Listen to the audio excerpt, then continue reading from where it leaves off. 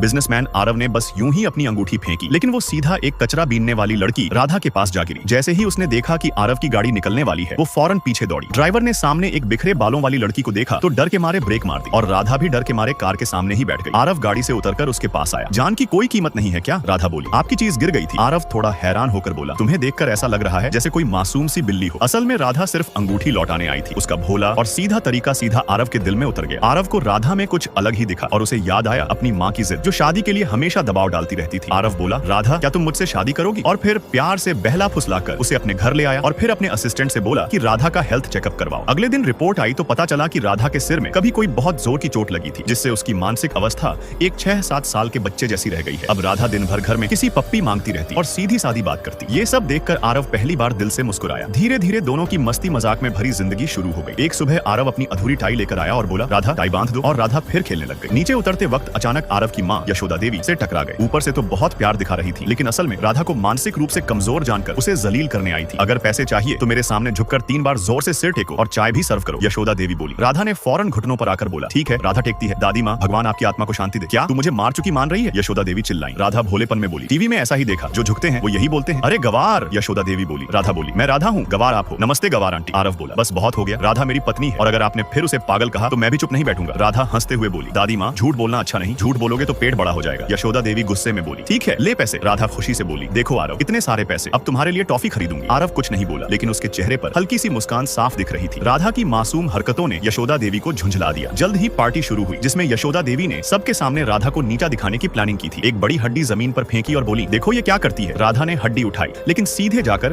उसे यशोदा देवी के मुंह के पास ले गई। आप ही खा लो अगर इतनी अच्छी लग रही है। गुस्से में यशोदा देवी कुछ और करने जा रही थी, लेकिन राधा बोली, अब बोर हो गई, मैं नहीं खेल रही, और झटपट उनके ऊपर चढ़ गई और उसी हड्डी से उन्हें मारने लगी। सब देखते रह गए, किसी की हिम्मत नहीं हुई रोकने की। एक नौकर पास आया तो राधा ने उसे धक्का दे दिया। तभी आरव वहां पहुंचा और देखा कि राधा ने खुद को बचा लिया है, तो उसने राहत की सांस ली। राधा आरव को देखकर भागकर उसकी तरफ दौड़ी और यशोदा देवी गुस्से में फिर से आरव के पास शिकायत करने पहुंच गई। वो बस एक बच्ची है, क्या आप एक बच्ची से भी लड़ाई करेंगे? राधा को कपड़े बदलने भेजा गया, लेकिन यशोदा देवी वहां भी पहुंच गई और दोनों में बहस हो गई। राधा को धक्का लगा और उसका सिर वॉश बेसिन से टकरा गया, खून निकलने लगा और वो बेहोश हो गई। डर के मारे यशोदा देवी ने नौकरों से कहा, इसे डाइनिंग टेबल पर बिठा दो जैसे कुछ हुआ ही ना हो। तभी पार्टी में एक लड़का राधा को देखता है, उसकी आंखें चौड़ी हो जाती हैं। ये तो वही औरत है जिसे मैं कार से टक्कर मार चुका था और जो वेनजिया की असली वारिस थी।